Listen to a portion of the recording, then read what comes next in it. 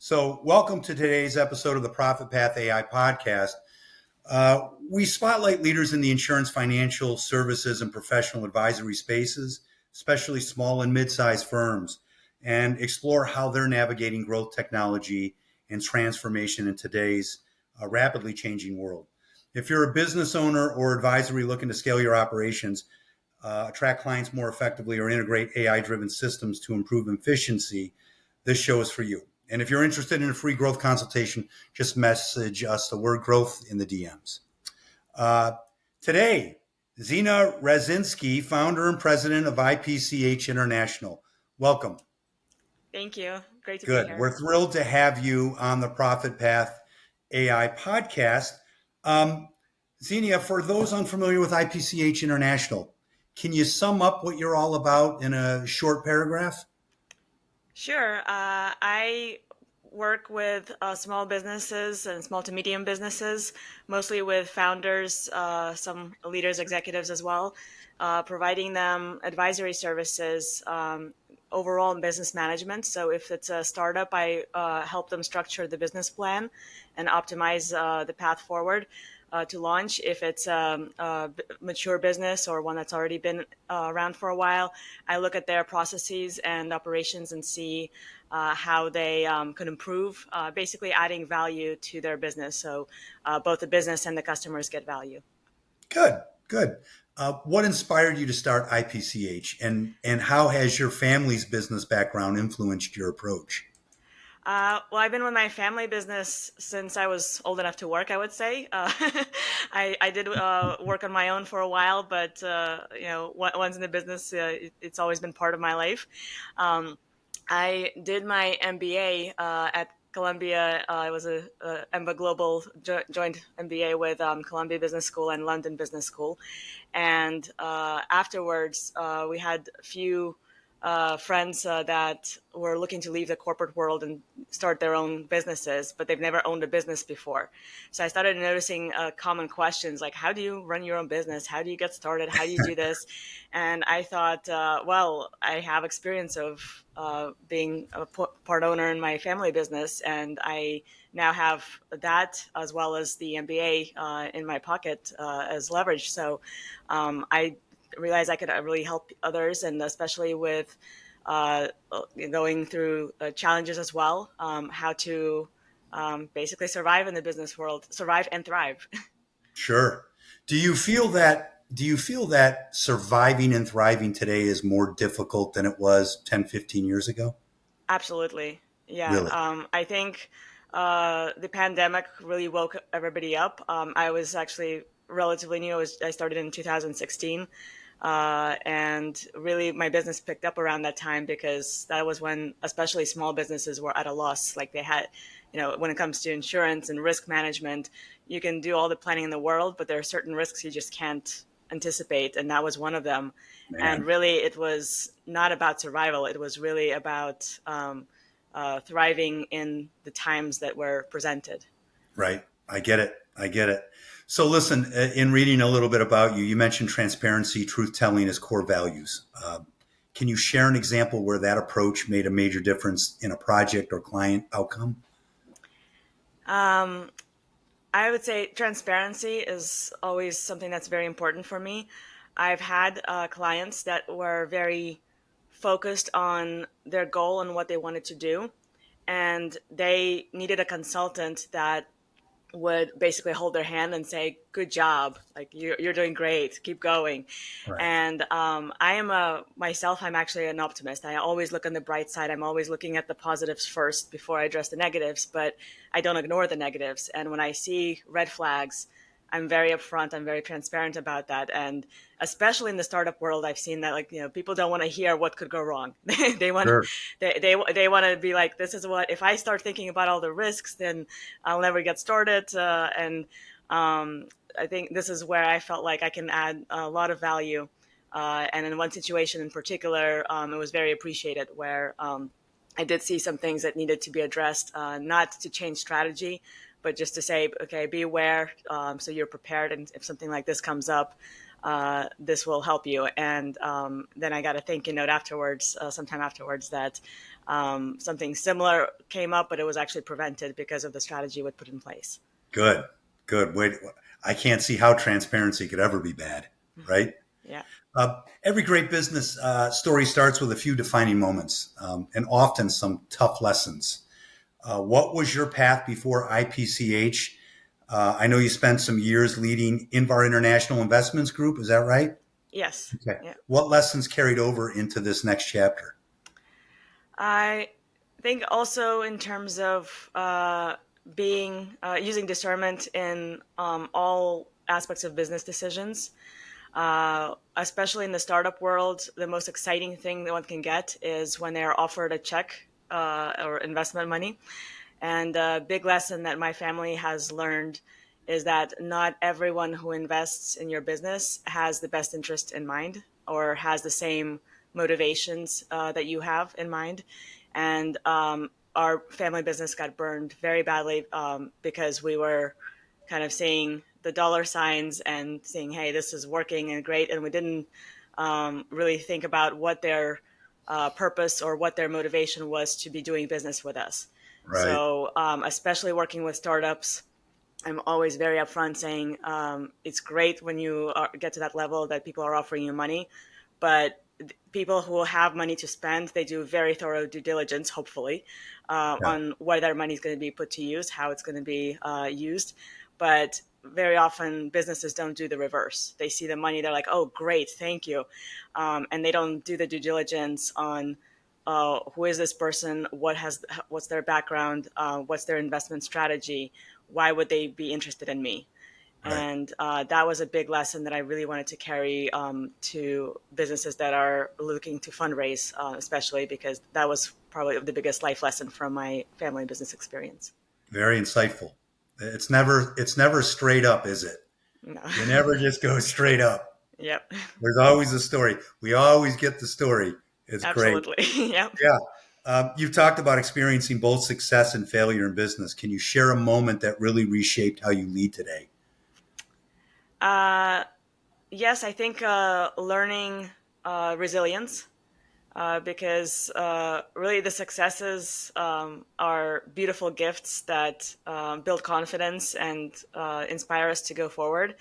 But the failures, I don't see them as always failures. I also see them as gifts that are lessons that make us better and make us stronger. And the challenges that I've gone through with my family business, I've learned that you have to stay focused, and you have to stay focused on the goal, and you can't let the problems and weigh you down. And if you're focusing on all of the problems, so kind of you have to be aware of them. Like I said in the beginning, you can't ignore them, but your focus has to remain on your goal and on the positive aspects. If that's what you're striving to do, if you're focused on what you're here for, then the problems work themselves out. Like they flow things in, solutions appear. You attract the solutions of that. And so I really learned, kind of blending also into which I use now a little bit more of the spiritual aspect is really having faith, and really like having faith in yourself, having confidence, and knowing that things are meant to happen as they are. And when you take that with gratitude, when you take that with confidence, the problems, they appear there, but they push you in the direction that you need to go. And that focus has helped me a lot get through challenges more recently. That should be a blueprint for success. What you just said. That's absolutely fantastic. You almost have to have no ears for the negative and just have all that gratitude and just bring. I think that's great. What you Yeah, just said. I've incorporated that into my strategy because with all my business background, I do all the KPIs and all the textbook strategies. But I also started in the last couple of years incorporating this and working with leaders to really get their mindset into the success mode, and that's worked out so well, really great. So that's great because I was just going to ask you how do those lessons apply when you're advising clients on risk and resilience? Yeah, so I for a while I kind of my aspect of life and kind of my approach to life has always been my separate training. Okay, I'm also a martial artist, so I'm always kind of thinking in that sense, in terms of how I approach business and how I approach my work. And it was a couple of years ago thinking, okay, what could I be doing now with the lessons learned from the pandemic years and what my clients have learned and what I learned in advising them.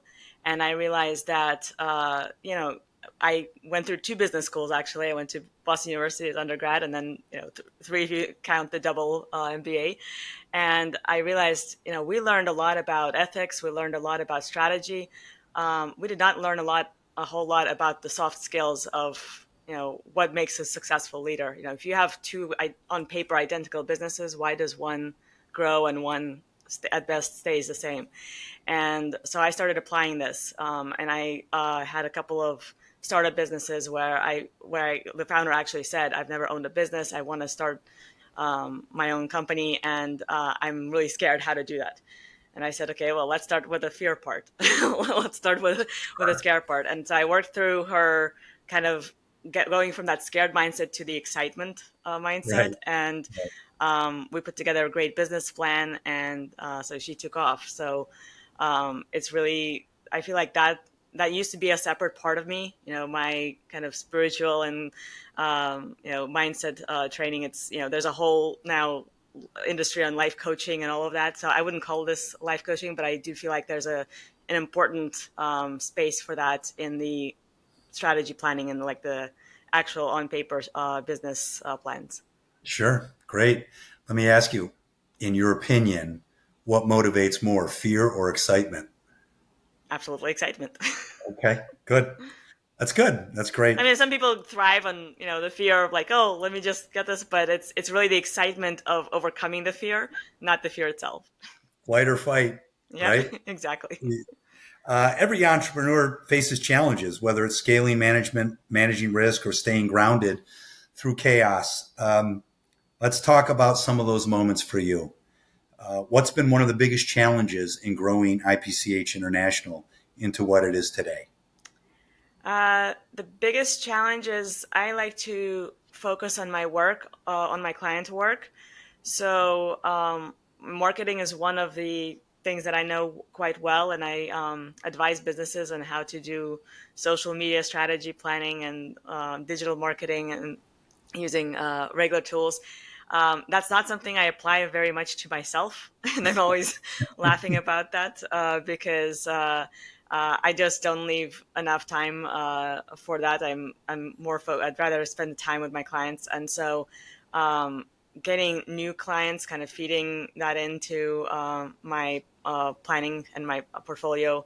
That's been a challenge because I'm always kind of with what I have. I work with what I have, and then it takes me time to kind of find the next thing or next Right. thing because I'm not on the, I don't have like a big just return to Instagram. Decided that I finally need value, but I really don't use the social media in a way that I recommend my clients to use. So Sure. it's one of the things I'm working on.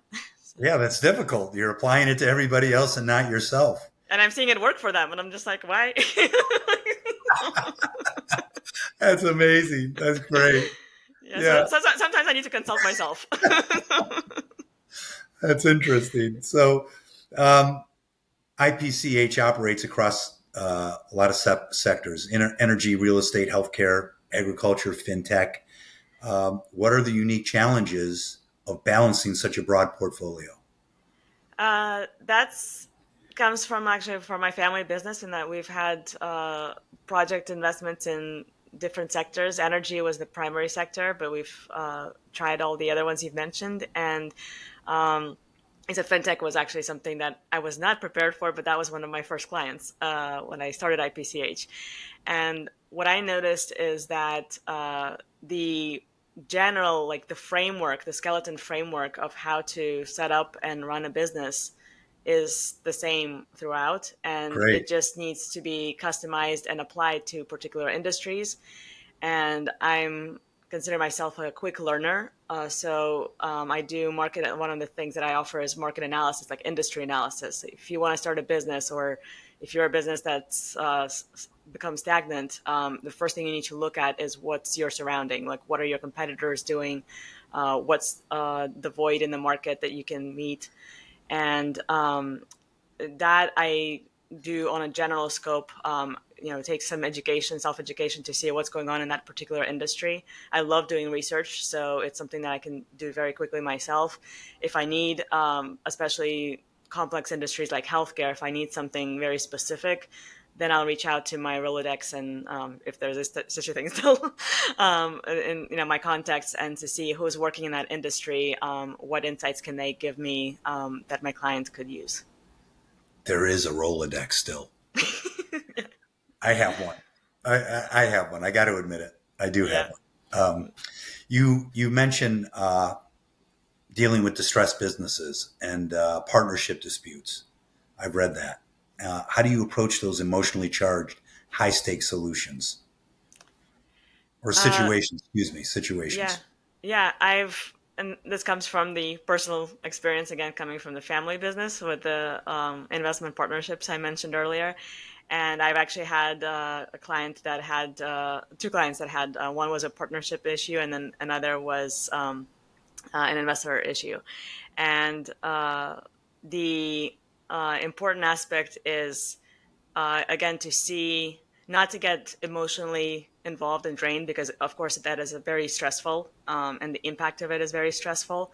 But what I try to get and learned myself to do is, when you have challenges, especially when it comes to litigation and debt, things that start to drain your bank account, you can't be thinking, oh, I've lost this, or and there's such bad guys are doing all of this. Why? You kind of get yourself in a victim mindset, and I try to advise to get out of that and say, okay, what do I have? Here's the evidence that I have. Here is why I know that I'm right. Here is where they are wrong. And when you're focusing on what you have within the constraints you've been finding yourself in, or that you've been put in, it helps you to figure out which tools in your box you can use. And again, staying focused on what you're here to achieve. And that helps you build resilience and get focused, because as soon as you get emotional, as soon as you start fighting angry words, people who don't have a lot of evidence, they'll attack the person, they'll attack the personality, they'll go the defamation route. Yeah. And you don't need that, because you have the truth, you have the Right. facts. And so yeah, staying focused on that and what you have within, everybody has challenges, everybody has constraints. You can't control what others do, what your partners do, what your investors do, but you can control what you have and how you respond. Good. Great answer. We're going to take it globally for a second. Mhm. So, from a global perspective, what do you see as the biggest business risk trends right now? Economic, geopolitical, or technological? I would, my first instinct is all three, but Right? You could say yeah, all three for yeah. sure. I would actually say, I want to say economical, but I really would stick with technological, um, Wow. because technology is something that we're starting to not be able to live without. I mean, there are still people that are living completely in nomad land, and they are, they survive, or they do, they're happy, they don't need all the extra stuff. But if you want to operate globally, as simple as communication, that becomes technology. And with AI, I know you talk a lot about on your show and about AI, and I'm familiar with how that's been trickling into all the different industries as well. Cybersecurity, Yeah. keeping control of all of that, and then business continuity, especially. You keep hearing about various electricity networks, and something that I'm familiar with, and how all of that needs a lot of energy to keep up. And if there's an outage, and you lose your power, you lose your internet connection, you have to be prepared for that, because we get so used to the technology where we take it for granted. And if you have clients or business partners and an important deal and they're halfway across the world and you wake up and you can't get online, and it's a challenge. Now you can go to a coffee shop, you can always find a solution, but you have to be prepared for that and know, okay, this is an important meeting. If there's any issues, what do I do? How do I get online as quickly as possible? That question could have gone to either one of those categories. Economic, Yeah. it could have been any of them. It could have been any of them. I like your answer though. That's a good answer. I think you're right. Do you think small to mid-sized companies are prepared for this risk? Uh, I would say yes and no. I would say yes in that I find that small companies are much more flexible. The decision-making process is much quicker, so they can adapt much quicker. And it's easier to put in the processes or kind of lessons learned. If something doesn't go right, you know how to fix it quickly. For major corporations, to buy a new computer, you have to go through, manager, tech IT approval, Yeah. then the budget committee, then all of that. And so, where they have a lot more resources to invest in cybersecurity and online continuity, when something goes wrong or something needs replacement or upgrades, it's much more difficult to push that in quickly. Right. Yeah, it takes a little more time to steer a large ship. Yeah. A lot more time. So let's shift gears just a little bit and talk about the way forward. How will you help businesses transform, grow, and adapt? Um, what differentiates IPCH's advisory model from traditional consulting or investment firms? Uh, I would say adaptability is a really key word here, and flexibility. This is something that I've learned because when I was just starting out, just out of school, I was a very kind of fixed, like, this is the plan and I'm sticking to it. This is my schedule and I'm not going to change it. And I learned very quickly from my parents and from our family business that the world doesn't work like that. Life doesn't work like that. Right. And the biggest lesson that I've learned and I advise on since the pandemic is, when it comes to risk management, there's one risk that almost everybody overlooked before the pandemic, and that is the risk of the unknown. So when you plan, okay, this could go wrong, and this could go wrong, and this could go wrong, and you can have all the insurance policies and plans in place for that, but you have to be prepared for something like that's the black swan. That was the Amazing. pandemic, yeah, that causes complete disruption or the kind of disruption you're not prepared for as quickly as that happened. And the people that were able to survive and thrive through that are the ones who looked in their toolbox, Yep. the ones that said, okay, we weren't prepared for this, but let's see what we have that we can use now, and let's see what the opportunity is that presented itself now in this new environment.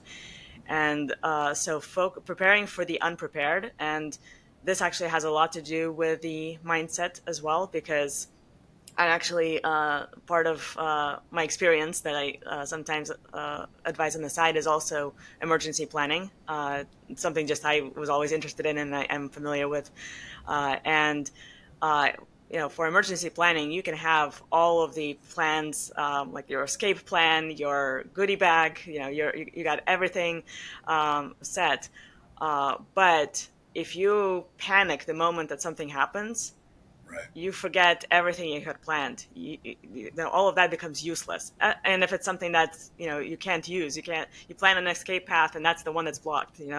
Right. So really mentally preparing your mind for that, and knowing that no matter what's happening on the outside, you have certain things that you can do, and focusing on what you can do versus what you can't. That really is how you prepare for the unexpected, because there's no insurance policy that covers the unknown. Man, incredible. Those were incredible times. Do you believe that we actually went through that to where it's like the world shut down? And Yeah, it still amazes me when I think about it. Still amazes me that yeah, when I think and really, it showed, especially in the global scale, how interconnected all of the industries are. You know, yeah, when it really and economics as well. So. Yeah, absolutely crazy. Um, how do you combine hard analytics, finance, valuation, risk with the human side, the mindset, the leadership, the emotional intelligence? Uh, the challenge for that is when you are looking at the financial risks, when you're looking at all of the business risks that you're taught to pay attention to in business school, uh, you also don't really look at the human factor and the human risk. This especially comes up in family businesses. There's the um, continuity in terms of transitions from one generation to the other, uh, and the important aspect of the mindset is there are people who do everything, and you hear like, oh, I've tried this, I've tried that, and I get clients like that where I've tried this and I've tried that, I'm just not getting the growth, I'm just not getting the customers to walk through my door. Like, I followed all the textbooks, what do I do? And this is where I say, like, where's the difference? And the difference really is actually in the mind. Because if you wake up every day in that victim mindset, being like, why is nobody coming in? Like, why does nobody like me? Why doesn't anybody see my value? You're basically setting for that no, like for that. People sense that when they look at you, when they walk in. When you are focused on kind of the I know what I know, like I know what my experience is, I know how I can help, I know what I can do, then people sense that too. And people sense that, oh, this person is confident, or this person has something to show me, or this person can help me. And same thing financially. There is, if you look at scientific and kind of like the quantum aspect of our world, money is energy, like everything is energy. Mhm. And if you are wasting energy, or spending energy, like whether it's money or your time, on something that's useless or something that doesn't make sense, you're never gonna it's just gonna fly out and fly out and fly out. If you are focusing on, okay, this is the money that I want to get, and this is what I want to use, I want to put it to good use, and I'm worthy of it because I know how to do this, and I know that I can help others, and that's what I want to do. That's what attracts the money to come in. That's that kind of invisible energy that makes it flow into the abundance aspect. Nice. Where do you see the biggest opportunities for AI and technology in the world of advisory, risk management, or deal making? Uh, I think in terms of advisory, it's a great tool. There's the big debates on whether AI is good or not, and so many people fear it. I've used it, and I feel like AI itself, it's really neutral. It's how you direct it, how you use it, and you can use it for bad things, and you can use it for good things. And for consultants, especially small businesses, not even consultants, but just small businesses in general, Right. their resources, it can, the automation that comes with it, if you program it right, if you do have to take some time to get to know it. But once you just get to know somebody, same thing as with business partners, like once you get to know somebody and you get to figure out the flow, and you set the goals, and how you're going to get there, then it becomes your friend in that you don't have to worry about scheduling tasks or doing Excel math calculations on financial planning. Right. You can focus on the clients, the customers, and put that in. And you can't let it run free. You still have to check it and verify. But this, how much it speeds up and creates time for you to do something else, is phenomenal. So, how do you think advisory will evolve as automation and data analysis become more prevalent? I can actually give a concrete example of how that has been evolving. Great. I One of my friends started up Enquire, which is basically a tool that businesses and industries can use for instant answers for something that's like market shifts, like geopolitical situations. And when he started it, he put in a lot of experts that would be kind of online and ready to answer questions. The AI tool actually learned how to do that, and now He's got both basically a partnership with AI and people. The AI not only gives him an instant answer faster and more thorough than what a human can do, but it also points to, hey, if you want to learn more, here's a human that you can talk to. Sure. And that's really the great part, is that, with that kind of partner collaboration is how you can use it the most. Wow. Okay. Listen, before we wrap up, let's talk a little bit about what's ahead. What's next for IPCH International? New regions, partnerships, or focus areas? That's a great question, and also to get to kind of what makes, I didn't answer what stands out. What makes me stand out is I am really flexible with the customers I work with, and it's always been a challenge for me to decide which direction to go. Do I define this direction and say this is what I offer and I work with people who are looking for this particular thing, or do I keep it open-ended and saying, hey, if I can help, it doesn't matter whether it's AI based or geopolitical market research or what industry. My goal in going forward is to spend a little more focus on the soft skills, because I see that there's value in that, and customers I've had so far appreciate that. So I do want to focus on that a little more. At the same time, get more on social media and resume. I did, especially during the pandemic, I wrote some blogs, so I'll probably be getting into that more, doing interviews like we're sitting here today. So I really want to help more people that I can, and I understand that part of that is the marketing aspect, is getting my name out there and getting people to become aware that I have this. And really, my goal has always been to be flexible, and this is kind of what sets me apart from the big consulting firms, is to work with each client. Each client has a different need and a different approach to how they want to receive that need. And I'm flexible in that I have a kind of standard approach that I can offer, or I can work with a client and say, okay, like, let's see how we can mold this into the perfect partnership. Sure. It's all mindset with you. It's all mindset. I love it. Yeah. It's and, powerful. and smile throughout. Yeah, but it's so Yeah. powerful. Clearly, you're educated. Clearly, you had your face in books for years and years. But you know what? That whole mindset, that positivity, the spirituality, the connection, the energy, fantastic. It's I feel like absolutely that's great. the move forward. That's really the trend, and more people are starting to become aware of that. Yeah. So that's important. If you can't see the smile and feel the goodness, you can't do anything. Yeah, You can't exactly. do anything, and you've got all that. That's great. Um, Thanks for sharing your story and your insights today. Really great. It's been fantastic having you on the show. Yeah, thank you for having me. Thank you for the invitation. Of course, of course. To our listeners, if you want to learn more about IPCH International and Xenia's work, visit ipchinternational.com. And don't forget, if you'd like to see how AI can help you grow your business, streamline your operations, or scale your client acquisition, message us the word growth, and we'll set up a free consultation.